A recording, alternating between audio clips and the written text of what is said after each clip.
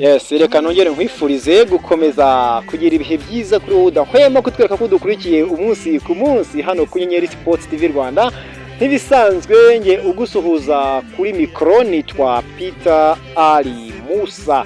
Ngwaye ikaze aho uri hose, reka nongere ngushimire by'umwihariko wowe ukomeza kugenda udukurikira uri hano mu Rwanda, uri mu ntara y'Iburasirazuba, Iburengerazuba, Amajyepfo n'Amajyaruguru, namwe mwese muri mu mujyi wa Kigali ndabasuhuje cyane babwira ngo amahoro y'Imana reka akomeze kubana namwe.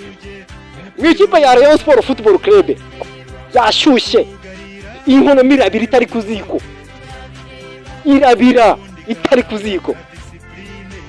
Rayon Sport Gikundiro kipe imeze neza cyane. Kunzi wa Rayon Sport aho uri hose nizeye ko ukomeje kugenda ugubwa neza. Mu ikipe ya Rayon Sport Football Club, ikipe y'Imana, Gikundiro cy'Abareyo, Isaro ry'Inyanza n'andi mazina menshi, iyi kipe yambara ubururu n'umweru bagenda bayitazira abakunzi bayo. Ku isoko ry'igura n'igurisha ikipe yakamejeje. Ubuyobozi bw'ikipe ya Rayon Sport bwakaniye, bwasaze, bwasizoye, igikoko, intwaro kirimbuzi, inkuba zitagira amazi zigiye gukubita i Nyarugenge. Red Arrows tugeze muri Zambia. Zambia ubu twicaye aho bita i Lusaka, Zambia. Mu ikipe ya Red Arrows hari umusore yitwa Ricky Banda. Ricky Banda yavutse tariki ya 3 z'ukwezi kwa 3 umwaka w'ibihumbi 2001. Avukira ahitwa i Lusaka. Kuri ubu afite imyaka 23 y'amavuko. Uyu musore muri shampiyona ya Zambia ahigeze ubu ngubu amaze gukina imikino 9, amaze gutsinda ibitego 10 muri faringanyo mu Rwanda. Oreyo Ricky Banda yajoininze iyi kipe yitwa Red Arrows mu kwezi kwa 8 tariki ya 6 umwaka wa 2021.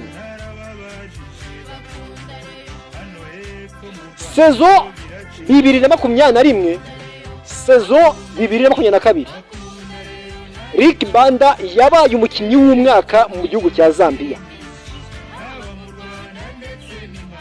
Uwo musore Ricky Banda yajoininze ikipe ya Red Arrows tariki 6 z'ukwezi kwa 8 2021. Kontra yiwe yarangiye tariki 30 z'ukwezi kwa 3 2024. Yumvikana neza ko Ricky Banda nubwo ari gukina ikipe ya Red Arrows, uyu musore nta masezerano afitanye n'iyi kipe, nta masezerano afitanye n'iyi kipe. Amasezerano ye yamaze kurangira. Ubu ngubu iminsi yari gukina ameze nkaho ari gukina ibiraka. Uyu musore Ricky Banda hari ikipe yo mu cyiciro cya kabiri yo mu gihugu cy'Ububirigi yamushatse ngo ajye gukora teste. Agezeyo teste biranga. Ricky Banda agaruka muri Red Arrows, agaruka ariko afite target yuko agomba gusohoka muri Red Arrows akajya gushakishiriza ahandi. Ricky Banda situation ihagaze ite? Hari umunyarwanda uri mu gihugu cya Zambia yitwa Jonathan. Mbona no kumusuhuza cyane Jonathan. Jonathan yaje guha amakuru Rayon Sport ababwira ko mu gihugu cya Zambia ko hari umukinnyi uriyo w'umwa center forward akina yataka ariko nyine aca hagati. Hanyuma Jonathan, ubuyobozi bwa Rayon Sport bwaje kumusaba highlight z'uwo musore. Jonathan aza kohereza izo highlight ubuyobozi bwa Rayon Sport burazifite. Jonathan amaze guha highlight ubuyobozi bw'ikipe ya Rayon Sport, Robertinho mbere yuko agiye muri Brazil mu kiruhuko yagiye afite ayo mashusho. Robertinho amaze gusesengura neza ayo mashusho y'uburyo umusore yitwara mu kibuga, yaje kumushima, aza gusaba ubuyobozi bw'ikipe ya Rayon Sport burangajwe imbere na Twagirayezu Tadeyo ko umusore bagomba gukora ibishoboka byose bakamwegera, bakamuganiriza ku kuba uyu musore yaza gusinyira ikipe ya Rayon Sport. Ubuyobozi bw'ikipe ya Rayon Sport bwaje gukontakita Rick Banda ababwira ko ibyo kuza gukina Rayon Sport ko bitapfa gukunda ku giti cye, kereka binyuze kuri company ishinzwe kumumanaginga. Iyo company yitwa Sepia ANC Agency, ni company ikomeye cyane mu gihugu hano ku mugabane wa Afurika. Ni company ikomeye cyane hano ku mugabane wa Afurika. Ubuyobozi bw'ikipe ya Rayon Sport bwaje guhita bukontakita iyo company ishinzwe kugurisha abakinnyi. Iyo company yaje guca Rayon Sport ibihumbi 30 by'amadolari, nuko urasanga ari miliyoni 42 z'amanyarwanda. Rayon Sport iribatse ku mukinnyi udafite amasezerano, turamutangaho miliyoni 42 ku mukinnyi umwe. Noneho wumve iyo agence yasabye Rayon Sport ko igomba gutanga ibyo bihumbi 30 by'amadolari bihwanye na miliyoni 42 z'amanyarwanda. Hanyuma Rayon Sport yo ikaza nyuma kwivuganira n'umukinnyi Rick Banda y'ubwayo. Rayon Sport reka kati n'ibikunda yakati n'ibikunda.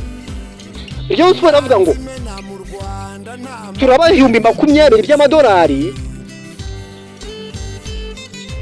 n'umushahara wa miliyoni kuri Rick Banda, nitunarangiza tuze kuvugana kuri recruitment ye ubwe. Ati recruitment ya Rick Banda turemera tumwibihumbi 10 by'amadolari nka recruitment biri cash, apana ideni, biri cash. Nitumara kumuha ibihumbi 10 by'amadolari nka recruitment, buri kwezi tujye tumuhemba miliyoni y'amanyarwanda. Ati hanyuma mwebwe nka agence ishinzwe kumumanaginga twayibumbi 20. Iyo agence ntago bikunda. Ati kereka twebwe ni mu ibihumbi 30 by'amadolari bihwanye na miliyoni 42 z'amanyarwanda, hanyuma umukinnyi mukazavugana ku giti cye. Rayon Sport rero baracyari kunegosiya n'iyo agence, ariko umukinnyi we icyifuzo afite nicyo kuza gukina ikipe ya Rayon Sport. Niko bimeze. Ibiganiro bimaze kugera kuri 60%, kandi wibuke neza ko isoko ry'igura n'igurisha rirafungwa tariki 3 z'ukwezi kwa mbere ejo bundi. Rayon Sport nta pressure iriho. Nimubona kumubona ni byiza kuko umutoza Robertinho amaze kumushima, ariko nyine byanze yanashakira n'ahandi. Mbibutse ko Rick Banda ni central forward akina yataka ariko anyuze hagati, wamubara kuri nomero 10 cyangwa se nomero 9 sadepa kuko hose arahakina, akaba amaze gutsinda ibitego 10 muri shampiyona y'igihugu cya Zambia, aho abinganya na Enoke Sakara. Ibaze Rayon Sport mu kibuga iba ifite Kadimu Ndiaye, kuri kabiri ikaba ifite Serum, ihafite Ombarenga Fitina, kuri gatatu ikaba ifite Bugingo Hakim, kane na gatanu hari Omar Nyingi na Aimable Sabimana. Hagati mu kibuga kuri gatandatu hari Aruna Musa Majaliwa, nawe ibyo turaza kubigarukaho kuko amahirwe menshi nka 80% nawe araza kugaruka muri squad ya Rayon Sport. Ku 8 hari Muhire Kevin, ku 9 hari Faringanye, inyuma ye mu bitugu hari Ricky Banda, meilleur buteur wa championnat ya Zambia higeze ubu ngubu.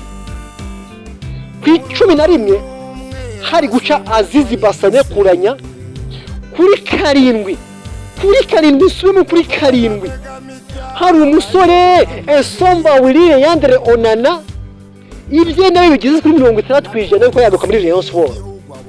Iyo Rayon Sport murumva ninde wayicika mu kabyara ninde?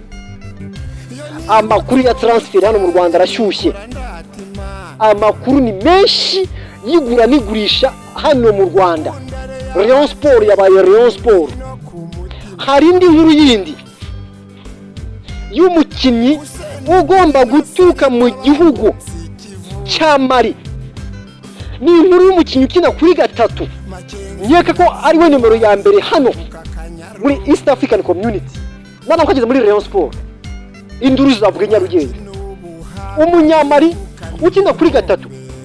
Ejo turabreakingira inkuru yikomeye cyane y'umukinnyi ugomba kuba yakinja muri Rayon Sport w'umunyamari ukina kuri gatatu. We mukunzi wa Rayon Sport aho uri, ngira ngo nugira hujya isoko ryigura nigurisha ewana ryashyushye. Reka mbonereho gusoza iki kiganiro man, ibyo kuvuga ni byinshi pe, ariko reka ngusabe gukanda subscribe, bikore rwose pe, wowe muri kimaginga bikore kugira ngo tujye dukomeza kujya tubana mu nkuru tugenda tubasohorera buri munsi. Wewe uko rero reka bashimire cyane, murakoze cyane kudutuza umwanya. Gusa amakuru ya transfer ni hano ugomba kujya yumva.